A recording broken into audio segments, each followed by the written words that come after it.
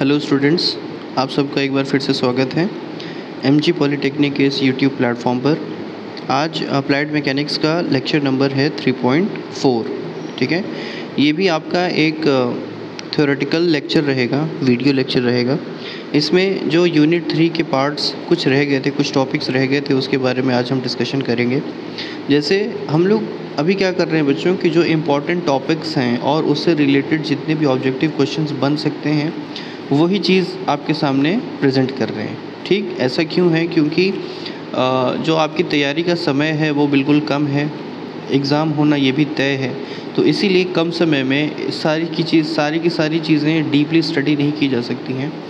पर जो most important topics हैं तो उनके बारे में हम यहाँ पर डिस्कशन करेंगे और साथ साथ उससे रिलेटेड सवाल भी लगाते चलेंगे। ठीक है, इसमें जो आपको टॉपिक दिखाई दे रहा होगा प्रिंसिपल ऑफ मोमेंट्स, 3.4 पे लिखा हुआ है प्रिंसिपल ऑफ मोमेंट, यानी घूर्णन के सिद्धांत। ठीक है, अब इसमें पढ़ना क्या है आपको, ये सारी चीज़ें समझ लीजिए। देखिए, इसके अंतर्गत में लिखा हुआ है because the nature of moment is to rotate any body either in clockwise और in anti clockwise direction. Therefore, if the algebraic sum of moment of all forces about any point or axis is 0, then body is called an equilibrium. इसमें बताया गया है, कुछ हिंदी में इस तरीके से इसका वो होगा, ट्रांसलेशन होगा। क्योंकि जो मोमेंट का, घूर्णन की जो प्रकृति होती है वो किसी भी पिंड को किसी एक डायरेक्शन में, चाहे वो क्लॉकवाइज हो चाहे एंटी क्लॉकवाइज हो, घुमाने की प्रभाव को उत्पन्न करती है ना। यानी जो मोमेंट है उसकी जो प्रकृति है, उसकी प्रकृति यही है कि किसी भी ऑब्जेक्ट को या एंटी क्लॉकवाइज में या क्लॉकवाइज डायरेक्शन में घुमाने की प्रवृत्ति होती है। इसीलिए therefore if the algebraic sum of moments of all forces, इसीलिए किसी भी ऑब्जेक्ट पर अगर सारे मोमेंट्स के समेशन को ले लिया जाए, जोड़ लिया जाए, और उसी मोमेंट्स के समेशन को अगर जोड़ कर देखा जाए और यदि वो ज़ीरो आता है किसी एक्सिस के अराउंड में, तब हम ये कह सकते हैं कि बॉडी क्या है, इक्विलिब्रियम में है। ठीक है, देखिए मेरे पॉइंट को यहाँ पे समझाने के लिए मैंने यहाँ पे एक रफ़ पेज लिया हुआ है। इस रफ़ पेज की सहायता से आपको ज़्यादा समझ में आएगा। जैसे कि मान लीजिए कि एक बॉडी है, ठीक है, और इस बॉडी पर ये एक्सिस ऑफ रोटेशन है ग्रीन कलर का। ठीक है, अब मान लीजिए कि इस पर दो फोर्सेस लगते हैं, एक इस डायरेक्शन में लग रहा है और एक इस डायरेक्शन में लग रहा है। फाइन, एक इस डायरेक्शन में लग रहा है और एक इस डायरेक्शन में लग रहा है। आपको दिखाई दे रहे होंगे कि जो फोर्सेस हैं वो नीचे से दो साइड में लग रहे हैं और ऊपर से भी दो अपवर्ड डाउनवर्ड की तरफ लग रहे हैं, है ना। तो कहने का मतलब है कि क्या ये बॉडी कहीं मूव कर सकता है? नहीं कर सकता। क्यों? कि जो प्रभाव नीचे वाले बल का होगा तो उसको कैंसिल कर दे रहा है ऊपर वाला बल। इधर साइड में आ जाइए, साइड में भी एक छोटा सा बल लगा है नीचे से, तो इस वाले बल को भी, इसका प्रभाव नलीफाई करने के लिए ऊपर का एक प्रभाव फोर्स लग रहा है। तो ये बॉडी आप ये कह सकते हैं कि चार फोर्सेस लगने के बावजूद क्या हो रहा है, इसमें कोई भी मोशन नहीं हो रहा। यानी ये किस चीज़ में है? इक्विलिब्रियम में है। क्या है? इक्विलिब्रियम में है। इसको आप कह सकते हैं इक्विलिब्रियम में, है ना। यानी बिल्कुल परफेक्ट अवस्था में है, कोई भी इसमें अनबैलेंस फोर्स नहीं लग रहा। देखिए, बताना यहाँ था हमको ये कि यहाँ पर जितने भी इस बॉडी में चार फोर्सेस लग रहे हैं, ठीक है ना, जो चार फोर्सेस लग रहे हैं तो उनका काम क्या है, ये इस हरे वाले एक्सिस के अबाउट में इस पूरे बॉडी को क्या करें कि रोटेट करें। नीचे वाले दोनों फोर्सेस का देखिए, आप देखेंगे तो इस वाले फोर्स की अगर हम बात करें, इस वाले फोर्स की, तो ये चाहेगा कि ये बॉडी को हम इस तरफ से घुमाएं। ठीक है, और ऊपर वाला जो फोर्स है, इस वाली फोर्स की अगर हम लोग बात करें तो ये चाहेगा कि बॉडी को हम इस तरफ से घुमाएं। बात समझ में आ रही है?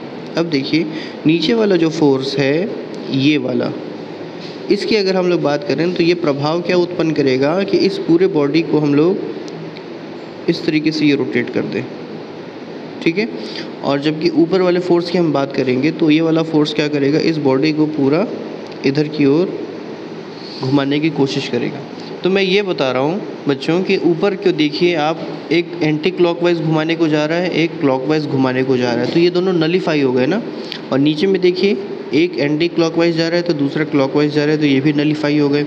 यानी 4 फोर्स लग रहे थे, 4 मोमेंट्स हुए, चारों मोमेंट्स का अलजेब्रिक सम निकाला गया तो देखा गया कि सम तो ज़ीरो है। ज़ीरो है तभी तो ये बॉडी किस में है, इक्विलिब्रियम में है। बात समझ में आ गई आप लोग को।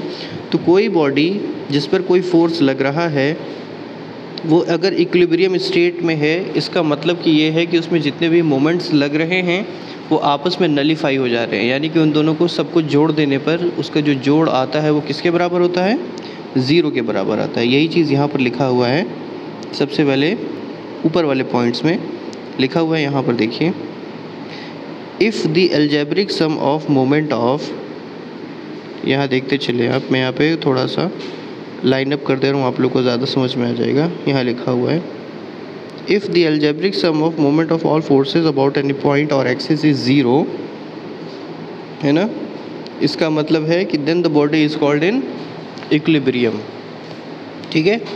अब देखिए नीचे इसका समीकरण लिखा हुआ है कि यदि इसमें कोई भी फोर्स एक्ट कर रहा है जो उस बॉडी को क्लॉकवाइज घुमा रहा है या एंटी क्लॉकवाइज घुमा रहा है, तो इक्विलिब्रियम होने का कंडीशन क्या है कि जितने भी फोर्स क्लॉकवाइज घुमा रहे हैं उनके द्वारा उत्पन्न किया गया मोमेंट और वो जितने भी फोर्स एंटी क्लॉकवाइज मोमेंट दे रहे हैं तो उनका समेशन देखने पर हमको आपस में ये दोनों इक्वल दिखाई देते हैं। इक्वल होगा तभी तो मतलब नलीफाई होगा ना। देखिए इक्वल होना नलीफाई होना क्यों कहलाता है, यहाँ पर देखिए एक बॉडी है, फाइन, इस बॉडी को आपने एक 5 न्यूटन यहाँ खींचा, 5 न्यूटन यहाँ खींचा, ठीक है ना, दोनों साइड से 5-5 न्यूटन का फोर्स आप लगा रहे हैं। ये बॉडी कहाँ जाएगी, ये बॉडी यहाँ जाएगी या ये बॉडी यहाँ जाएगी? ये बॉडी जो है ये कहीं नहीं जाएगी। क्यों? क्योंकि जितना फोर्स ये वाली बॉडी लगा रही है, ये वाला फोर्स लगा रहा है इस पर, उतना ही फोर्स उल्टा पे तो ये लगा दे रहा है ना। तो इसका जो फोर्स था, इस वाली फोर्स का जो इफ़ेक्ट है, इस वाले फोर्स ने क्या कर दिया, नलीफाई कर दिया। तो कंडीशन क्या होनी चाहिए कि अपोजिट इन डायरेक्शन हो और इक्वल इन मैग्नीट्यूड हो। तो ऐसे केस में क्या होता है कि फोर्स लगने के बावजूद भी बॉडी इक्विलिब्रियम में होती है। तो यहाँ पर यही चीज़ देखने को मिलता है कि जितने भी फोर्स ऑब्जेक्ट पे लग रहे हैं, चाहे वो उस ऑब्जेक्ट को क्लॉकवाइज घुमा रहे हो चाहे एंटी क्लॉकवाइज घुमा रहे हो, यदि उनके मोमेंट का समेशन लिया जाता है तो जोड़ने पर दोनों बराबर ही आ जाते हैं, है ना।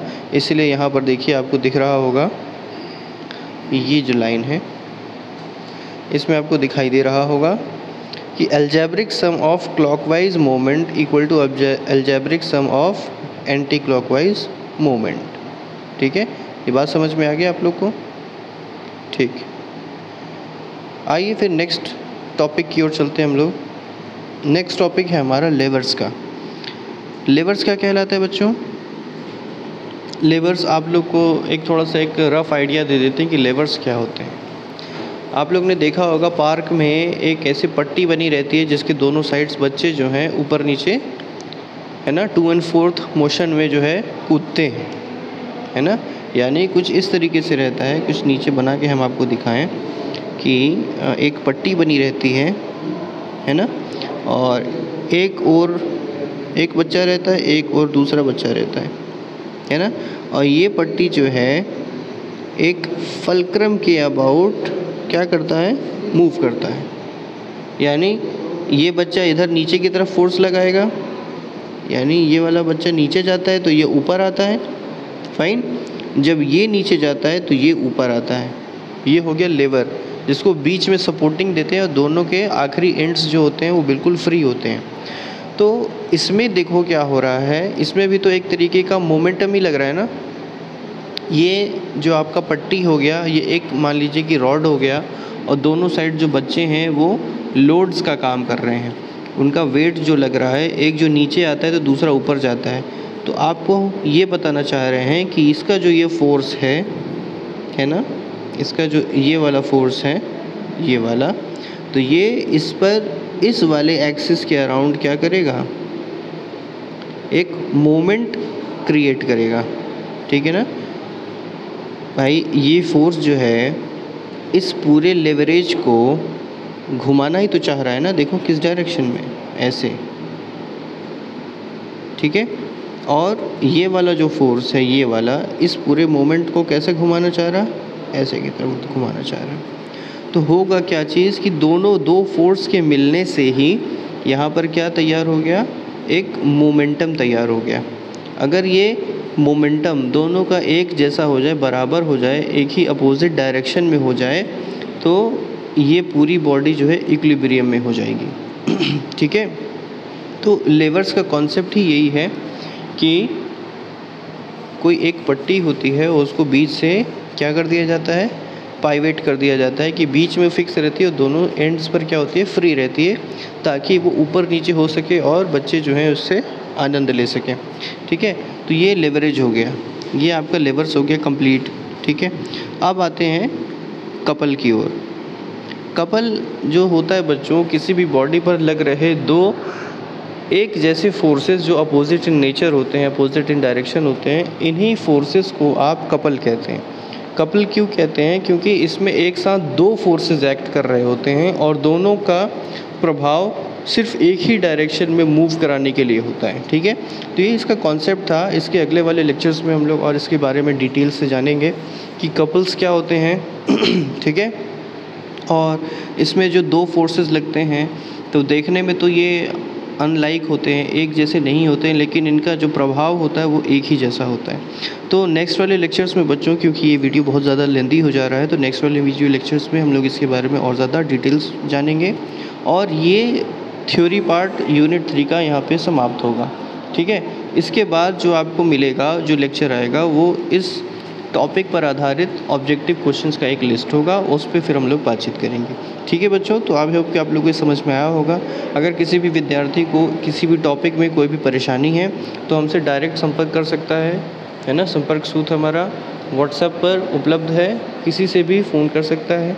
हाँ, पर जो टाइम होता है सोने का या फिर पढ़ाई करने का, तो थोड़ा सा ऑफिशियल टाइम का आप लोग ध्यान रखें। जैसे सुबह 10 बजे से लेकर 4 बजे तक में आप कभी भी कर सकते हैं, परंतु 4 बजे के बाद करने में थोड़ी सी प्रॉब्लम आ जाती है, क्योंकि और भी कोई अन्य काम होते हैं जिसे हम लोग को अंजाम देने होते हैं। ठीक है बच्चों, तो आपसे इतना ही कहना है, आप लोग पढ़ते रहिए, घर पर रहिए एवं सुरक्षित रहिए। धन्यवाद।